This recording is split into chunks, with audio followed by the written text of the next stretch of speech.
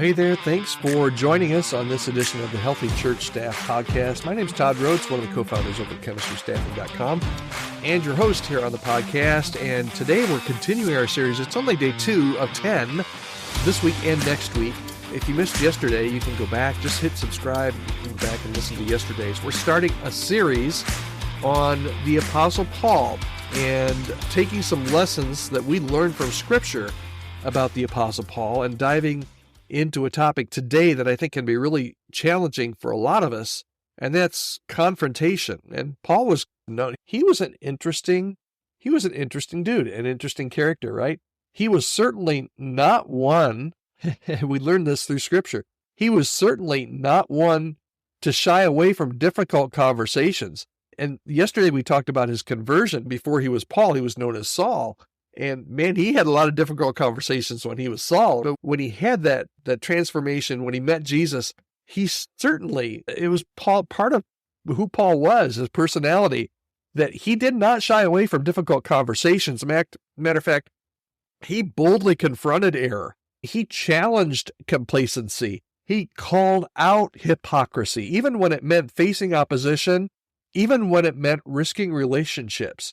And honestly, while we may not always be comfortable with confrontation, and honestly, while we're not all wired like Paul, and we might think Paul was brash and harsh, much more harsh than we are wired to be, it's an essential aspect of leadership to be comfortable with confrontation at times. And Paul's example kind of offers us some valuable insights that I want to talk about today for navigating these really tricky waters, okay? Let's start here. Let's think about Paul's letters to the Corinthians, okay? In Corinthians, he addresses issues of division and immorality and spiritual immaturity, and he's very direct and he's very clear. He didn't sugarcoat the truth. He didn't avoid difficult topics, but also he did so with hopefully a heart of love, and Paul's motives were to restore and reconcile, not to condemn or to shame. And remember, we talked about his confrontation with Peter in Galatians 2. Peter had been eating with Gentile believers, but when some Jewish Christians arrived, he withdrew and he separated himself because he feared their criticism. And Paul saw this. He saw Peter, and he saw what Peter did, and he saw this as hypocrisy, and he publicly rebuked Peter for his actions. It was harsh, right? It was a bold move, but it was motivated by a desire to uphold the truth of the gospel and to protect the unity of the church. Okay, so let's talk about some ways to do this. How can we do this in our own ministry? How can we model some of what Paul taught us? Because you know this, I know this, everybody knows this. Confrontation it's never easy. It's sometimes necessary for the health and the well-being of the church. So we're going to talk about a few principles that we can learn from Paul's example. And I realize everyone is wired differently. Some people like Paul, I don't think he loved confrontation, but I don't think he was afraid of it. Some of us are just stymied by the prospect of confronting anybody or anything, and sometimes we just have to do it. Others of us maybe are a little too eager to confront. We love the confrontation. I'm right in the middle. I feel like I don't love confrontation. I feel like when I do it, the hardest part is initiating it. And then once I initiate it, I feel like God really works through me when I need to confront something or someone. But it's never something that I love to do. Okay, so here's hopefully some encouragement and advice when you're trying to confront people. Encouragement, advice, and confrontation. Yeah, so that's a big topic. Okay, first of all, and these are hopefully some things that we learned from Paul's example. First, speak the truth in love.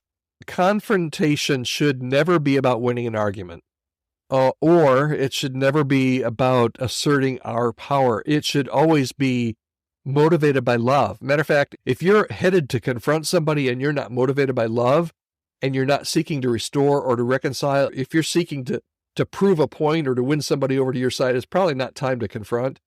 But when we do confront, it should always be motivated by love, and it should never be to condemn or to shame another person. Secondly, You need to be courageous. It takes courage to speak power to truth, or truth to power, and to challenge the status quo, or to address sensitive issues, or to talk with that, what we think is someone who's offended or is really not acting properly. But as leaders, we are called to be courageous. And Paul did show a lot of courage, even when it was uncomfortable. Paul was great at that. Okay.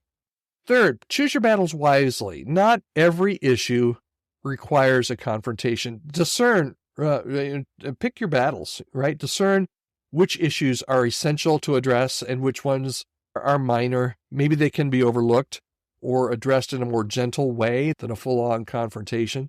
So choose your battles wisely. Not everything is confrontatable. Is that a word? I don't think so. You know what I mean.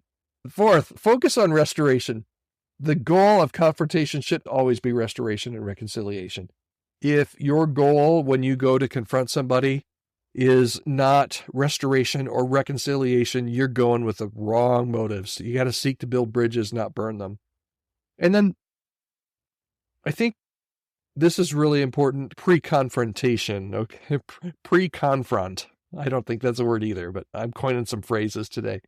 Pray for wisdom and for guidance. Before entering into a confrontation, pray for that wisdom and discernment and the right words to speak. Imagine being Peter. You're sitting down to enjoy a meal with your Gentile friends, and you have Paul all of a sudden publicly call you out on your hypocrisy. It probably wasn't a very comfortable moment for Peter, but ultimately it led for greater unity and greater clarity within the church. So here's your bottom line for today. Confrontation, when done with love and wisdom, just as Paul did it, can be a powerful tool for growth and transformation. And this week, if there's a situation that needs to be addressed and maybe you've known it needed to be addressed for a while, don't shy away from it. Pray for guidance, gather your courage, and speak the truth in love, seeking restoration and reconciliation. All right. Hopefully that's encouraging for you encouragement in confrontation. I'm encouraging you to confront. Sometimes it just has to be done. I hope it's been helpful for you today. I'd love to hear your feedback. You can reach out to me anytime. Podcast@Chemistry Staffing, podcast@chemistrystaffing.com. And I look forward to continuing our series on the Apostle Paul. Tomorrow, we're going to explore Paul's kind of holistic approach to ministry and how we can minister to the whole person, just like he did. Hope you'll join me again right here tomorrow on the Healthy Church Staff Podcast. Have a